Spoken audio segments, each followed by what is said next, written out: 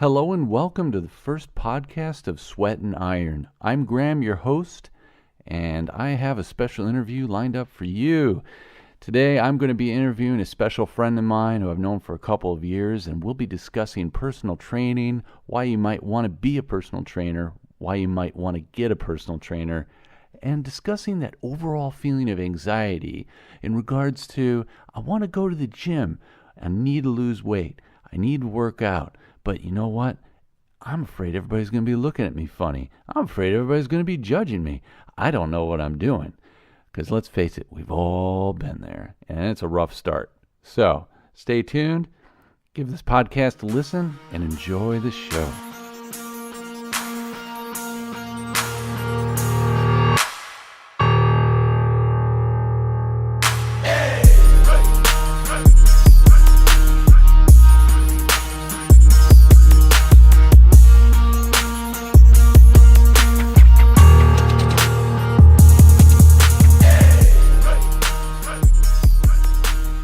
So here we are.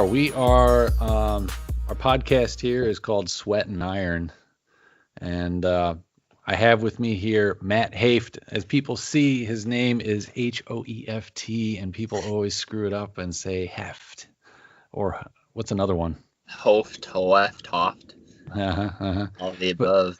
But Matt and I have known each other for quite some time now, at least 2 years. Yeah. A little over 2 years, actually. Yeah.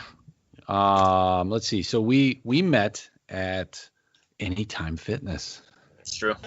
It's true. It's very true. And when I met you there, you had been at that Anytime Fitness for how long? That particular location, probably a year or two. A year or two? Prior to that was probably with Anytime Fitness for 4 or 5 years. 4 or 5 years at Anytime Fitness. Yeah, when I walked in there, I just decided I was going to sign up for a gym membership. And when I sat down, Becky, what was Becky? Becky was like she was a club manager. The club manager. She goes, "Oh, that'd be great. You know what? You could have a trainer too. Would you like a trainer?" And I was like, yes, I would love to have a trainer." Nice. And so there you were. You actually happened to be there, and she called you over, and she's like, "Matt, I have a client here for you." Yeah, so, I remember doing your. I actually remember your consultation we did. I think there was a lot of jokes in that consultation, more than there was. You and I just like it was like we had this bromance immediately erupt. Yeah. It's like we connected on more than one level. Pretty quickly, yeah. And as listeners can gather, Matt is the personal trainer, and this episode is going to be centered around personal trainers and people who go to the gym. Yeah. So you are a personal trainer. How long have you been an actual personal trainer? Been a personal trainer just over 7 years, going on 8 in February. So why did you choose to be a personal trainer? Why? Man, going back to high school, I was like one of those people that had no clue what they wanted to do, and I loved fitness, and you know, like a lot of personal trainers were athletes in high school, so we had some time in the gym, and I loved helping out new people in the gym, and I really liked helping people, and I really liked fitness, and that was a logical combination of the two, was personal training. Yeah, it's you are very good at what you do, I must say. Thanks, Graham. There's no bias there since I had you. I've seen you with other clients, and you really see awesome results with the people that you've been with, even after you've left Anytime Fitness. Thanks, buddy. So here it says with NASM, which we'll get into that later, sure. You are a master trainer, corrective exercise specialist, a performance enhancement specialist, behavior change specialist, precision nutrition level 1 certification, currently undergoing. Okay, so this is a big one for you. Former coach of Jean Sally. Sally. Now, she is the Illinois State record holder in powerlifting. Is that because of her age? Her age and her weight class. Yeah, I remember when you first started working with her, she couldn't really lift anything at all. We started with, I think we started like doing some deadlifting with some dumbbells. You know, we're not going to start off with a barbell. So we started off with some dumbbells and then just worked our way up, progressed like anybody. And Gene is, for anybody who's got a good imagination, Gene is probably shorter than 5 feet, But maybe about 5 foot tall. I don't know off the top of my head. You'll have to ask her when you see her in the gym. Is she, I, well, she this comes up year? to about chest, I think, Okay, and gotcha. I'm about 6 foot and a half, maybe 6'1", Big guy. and she's a She's small lady. she's a small lady. She weighed in at 104 the day we did our meet, And she's doing which is powerlifting competitions now. she was doing powerlifting. Yeah, yeah. I don't believe she has any meets coming up now. I've seen her at the gym now and then. Good. She's still doing her thing. She's got a different trainer now, but she's still Yeah. keeping up. Good. You have to say hi. Let her know we chatted about her. So back to the NASM. There are so many different choices you can pick for certifications. Yeah. And when I go online, I just feel flooded with information. I go, okay, there's a lot of letters, and I know that there's some sort of committee that recognizes. Right There's on. maybe 5 or 6 that are really recognized. Dang, you've been doing some research, Mr. Oh, Prohaska. you like that, huh? Yeah. Yeah, that's good. Got to do research in order to do a podcast, especially That's when true. you need to interview such a good-looking guy as yourself. So I was just curious, why did you go with NASM? Why not something else? Yeah. So actually, prior to NASM, I went with 2 different organizations. I was certified through 2 organizations that I've since let lapse. My first one, it was an organization called WITS, or WITS. It was World Instructor Training Schools, and I was like you, doing some research, finding out what organization do I go with, and I was overwhelmed with all these acronyms, and I saw one that said they had instructors that you got to learn in a classroom, and that sounded really good to me. And it was held at the community college there in Rockford at RVC. Oh yeah, Rock Valley. Yeah, like I think it was every weekend we'd go in and get some hands-on experience and some instruction from the teachers, and then throughout the week we'd read our course. So I went with them first. After that, I still kind of felt like I didn't feel like I was ready to train somebody, to be honest with you. I didn't feel ready to go. So I went through them, and then I went through another organization that was recommended, was ISSA, which was good. Good program. Also learned a lot from them as well. And then eventually I had a boss, Brent Potter, who you've probably seen at the gym walking around. Yeah, Brent's the owner now. Well, not He the owner of is. the not the chain, but he's like the owner of that franchise. He owns some locations. Yeah. Yeah. Not exactly sure which ones anymore, but owns some locations. And he was my direct boss. He was a fitness manager at the time, and had recommended corrective exercise and corrective exercise specialization. So I took NESM's corrective exercise course, and like initially I was like, oh my gosh, what did I just get myself into? Like, it was super in depth, way over my head. But just like anything else, you just practice and review and try to apply it, and it got better. So after I took that corrective course, I was like hooked on their stuff. And Well, I got a question for you though about yeah. corrective exercise. Yeah. When we first started working together, I was kind of slumping over with the shoulders, and everything. Is that where the corrective exercise comes in, where you have me working on the neck movements to train my body so that my shoulders, instead of sitting straight forward, they're kind of pushed back? Yeah, down and back. Yeah, more so than being like slumped over. That's exactly right. Yeah, that's where it came from.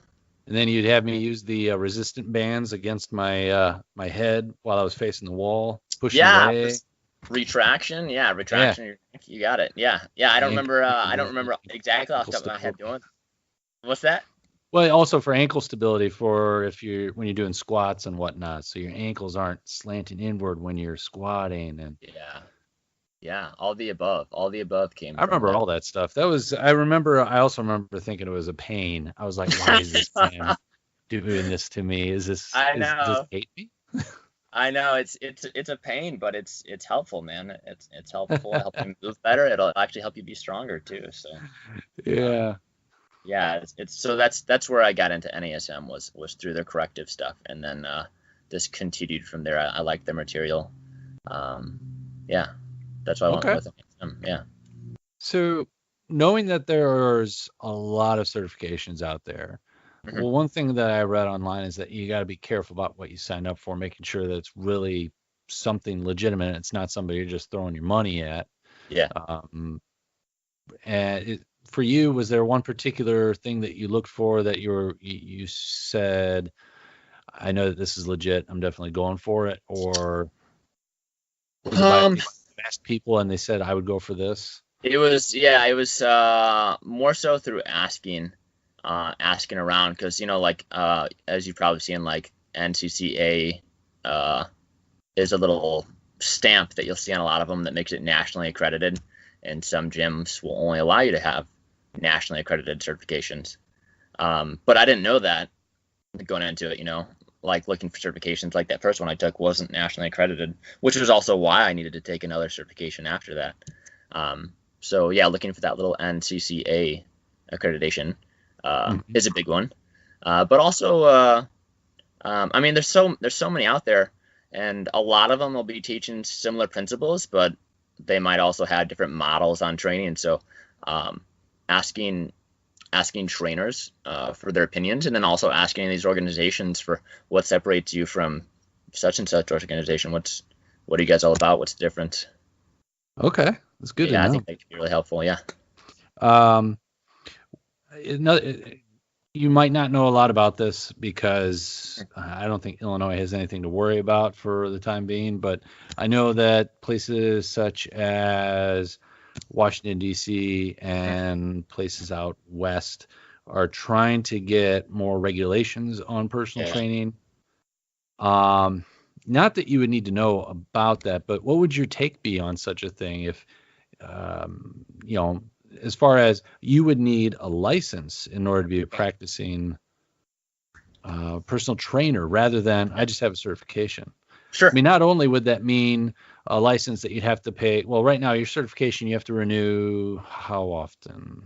Or is it a Uh, one-time deal? every 2 years is for me, Every and two some of years? them might be different. Yeah.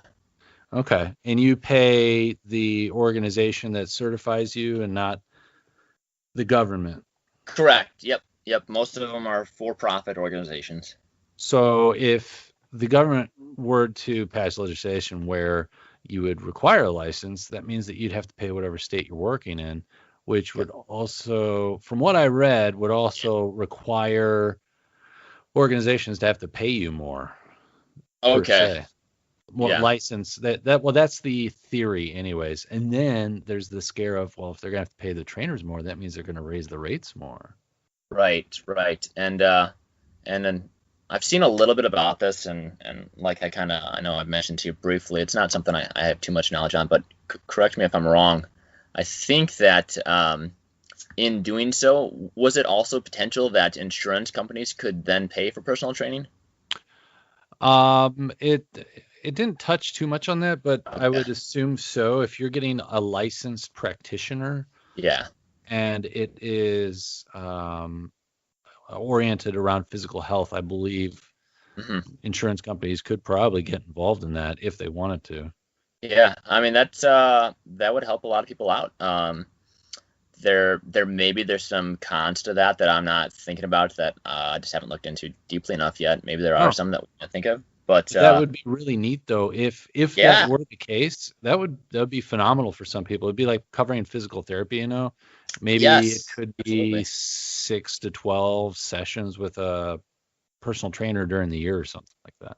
yeah, that'd be awesome. It'd be uh, and it could big time, big picture, it could be preventative care. Even if it was 12 times a year, it would be once a month. So it'd be nice to just touch base with a trainer to make sure that you're doing everything properly, keeping That'd the be a right start. form. Yeah, yeah, that'd be a good start, man. Just working on proper movement. Yeah. That'd be a really good start. Yeah. That leads us into my next question. What are the Yes. pros and cons for you personally as a personal trainer for a career? I would assume a positive or a pro would knowing that you are teaching somebody how to do something correctly. Yeah, pros and cons. So I guess it depends on which career path you're talking about, because I was in one-on-one for a while, and currently, as you know, down in Mesa, Arizona, doing some group instructing, um, and in a couple a couple online clients as well. So kind of done a number of different roles, but any of the roles, I mean, the pros are being helping people. That's awesome. You know, it's really rewarding when you can help somebody um, change their life, change the way they feel about themselves. So really rewarding. You're surrounded by fitness all the time, which is awesome. It's helpful to keep yourself motivated. So another pro there. But it's a challenging career. You know, it's personal training, especially in the one-on-one field, is a really high turnover rate, like painfully high, for a lot of different reasons. I mean, it's challenging in that there's a lot of free time put into it. You know, you're programming, you're contacting people outside their sessions, making sure they're still coming in. There's a lot of effort that goes into it. So yeah, it doesn't seem as when I first thought of personal trainer, I thought, okay, I'm going to show up and he's going to know exactly what I'm going to have to do. It's not that simple. You have to meet the person, see what their goals are, right? And then see what their goals are, assess, base their program off their goals and their assessments. So yeah, there's a lot of effort put into it. But it can be there's pros to it, man. There's other pros to it. It can be a flexible schedule. You know, if it's something that you wanted to do part-time, you could do it after your normal job and work it around there. But also with schedule, there's some challenging aspects to that as well, to schedule, and that's that you're probably going to be basing your schedule off of the American workday, which is going to be before work, so going in early, 5 a.m., 6 a.m., and then after work, which everyone's getting off at 5, 6 p.m., so you're training after that. So you kind of have a pretty long day, and a lot of trainers, myself included, will throw some naps in the day there. Yeah. Like I remember very rarely would I see you very early in the morning. And if I would, you'd pop in real quick, then you'd disappear, and then you'd come back probably during the peak hours, which would be after like 3:30. Yeah, you got it. Yep. So peak hours probably 4 p.m. plus, 4 to 7 maybe, and in the afternoon, and in the morning is probably like 5 to 7. But yeah, as you mentioned there, I didn't. The last couple of years at Anytime Fitness, I was done with that that 5 a.m. schedule, man. I was done. I was starting at like 8, 9, and 10, and working with. That's typically like the time that an older population would come in and like to get a start on their day. So yes, I like that a lot more than the 5 a.m. And I'm back to the 5 a.m. now. It's doable, but I know it's doable, but I'm not a fan of waking up early. No, I know you're not. I'm not either, but I have to for my job. The awesomeness of working in healthcare. Oh yeah. You got to early. commute still too, don't you? I do have to commute still. Yes, I do every day. You're on that hour drive in, right? Oh, it's very fun. Yeah. So, I'm sorry, and you'd asked about what are the pros and cons. I don't know if you wanted me to answer on. I mean, I answered on one-on-one. Well, I know that you did one-on-one, but I would think that with group, if I could interject and give my opinion before you answer, I would think that group, you aren't necessarily able to focus on just one person, but you're able to. I don't know. I think that would be the con of working with group. You can't really just one-on-one. What's the benefit to group? So, a benefit to group. It depends on what you like as far as like, do I enjoy working with one-on-one? Do I enjoy working with a lot of people? I guess in that aspect, it's personal preference. But benefit is that and it also depends on how you look at it. I'm not doing the programming. I'm following programming. So on one end, I don't get to be as creative with programming on each individual, but on the other hand, I'm not spending a buttload of free time programming. So I guess it depends on how you look at it there. But so since I'm not doing programming, I just show up. I put in a lot of energy for an hour session, and then a couple sessions after that, and then I'm done with it. So I'm not taking it home. I'm not spending a lot of free time outside of the sessions working on that. So that is a pro. But if you're doing group sessions, man, you got to be got to have a lot of energy, and I'm a pretty quiet individual. Yeah, you are. You're very reserved. Relatively. And relatively. So this was I had to make adjustments for coming into group training.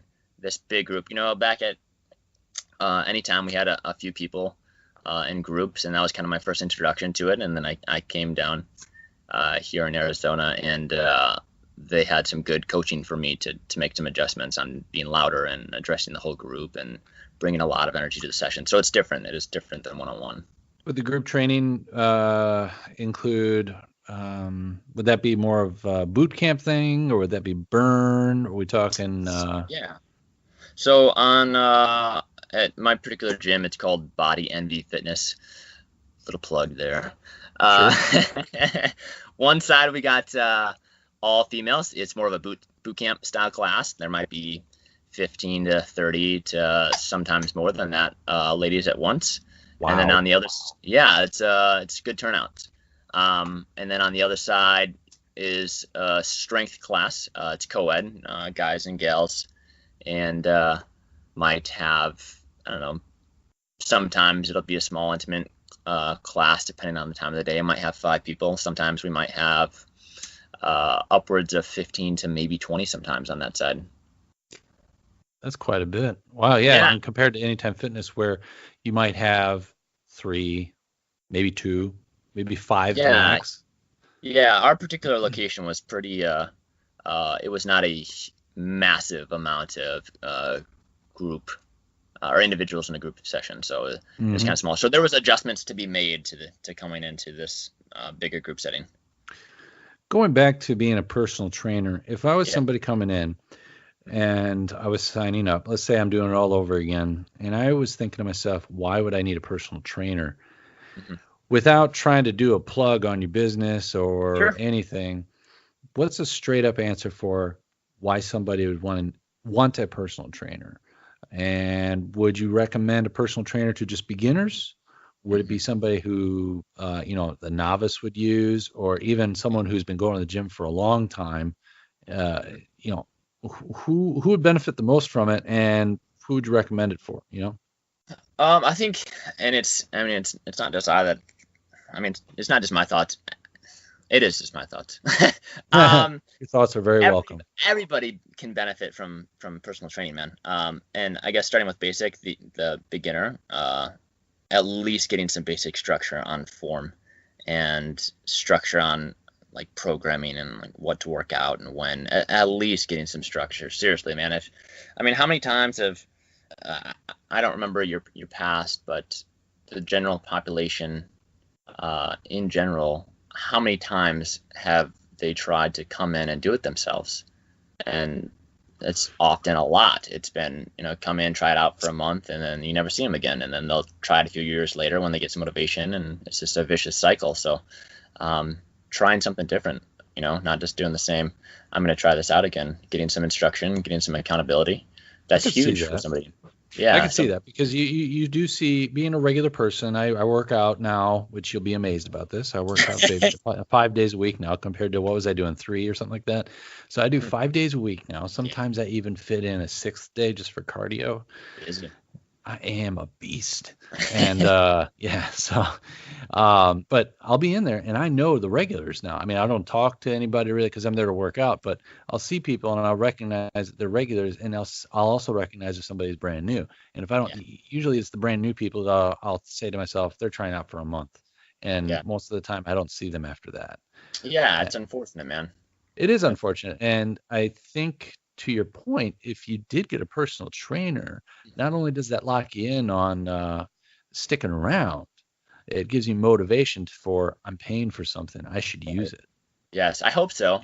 But that's also the same case with the gym membership. I'm paying for it, I should use it.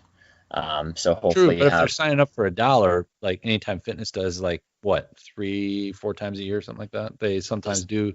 Sign up, join a $1 sale or something like that. Yeah, that's true. That's a good point. So hopefully, if they're paying for some one-on-one, they'll be using it, not just for the money's sake, but also because they enjoy it and they're getting a lot out of it. Hopefully. But back to getting the structure as far as understanding not only how many times a week I should be working out, but my form, making sure Yeah. that I'm not going to, well, right now I'm not injured, but if I do this for, say, a year or two, or even 6 months, I'm going to wake up one day and I'm going to not be able to bend over a certain way. Right. Right. Yeah. Yeah. And it's, I mean, that's a huge aspect, not just for, I mean, you just said it too, for injury, risk of injury, getting form down, but also if you have proper movements, you're going to be lifting a lot more than if you're not lifting correctly. Right. With one of Which those can go, workouts, deadlifts is one of the yeah, ones that you see a lot of people saying, "Oh, I could definitely do that." And you see the Facebook videos where people have the hunched over back and they're letting out the loud scream, and then they do that really. You're watching them and you're just like, "Oh, that does not look it good," looks and painful. Yeah. It then looks they brutal, force it. man. Yeah. Yeah. They force it. Yeah. You got it, man. So that's brutal to watch. And they can do that for a while, but I mean, it's going to be a higher risk of injury, and they might get away with it, but it's a higher risk. And going into getting a better movement, I mean, that can be a beginner, but that can also be someone that's really advanced. You know, I've had D1 athletes come in the past and be like, dude, I'm a D1 athlete, like I'm good, I got this, and their movements are brutal, like on traditional strength training exercise. You know, they're really athletic, but they got brutal movement. So. What is a D1 athlete? Because I honestly don't know. Sure, Division 1 athlete, like your big schools, your big colleges. Okay, I see. Yeah. Yes. Aside from that, I couldn't tell you. I never went to college. Yeah, I just told the world about my own ignorance there. I only understand so much about the sport and it's a hobby for me. I don't look at it as far as I'm going to ever compete. I just do it because I want a healthier aspect and it makes me look good. So Yeah. Yeah. Yeah. That's a good call. And back to more advanced, like you'd asked beginner to advanced people, why could they benefit from it? Even if they are good at moving, there's still things that you can't see. Like you could say I'm advanced in my knowledge on exercise, but I can still benefit from a coach. Like the owner at the location I'm at, sometimes I'll be in his sessions and he'll correct me on something, and it's like that's really helpful to have that slight correction because I couldn't see that, even though I felt like I was doing something correctly. I don't have external eyes, so it's good to get that, even if you are really advanced. And there's pro athletes that are getting coaching, man. You know, they have their strength coaches in the gym as well. So any and all people can benefit from it.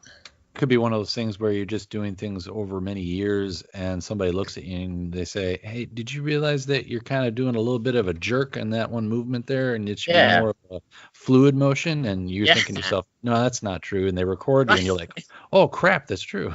Yeah, absolutely, man. Absolutely. Yeah, you just haven't had eyes on it in years, and it's good to actually I remember I remember squatting one day and you called me out on like I think my butt was coming up early before my chest was. I wasn't going up at the same time. And you're like, "Hey, did you know that you have this slight movement going on in your squat?" And I was like, "Whatever, screw off, Graham." But No, I think it was more like I said, "Hey, should I be doing that?" no, yeah, it's just something that I couldn't see. So there's things that we can't see, and it's helpful to have someone there.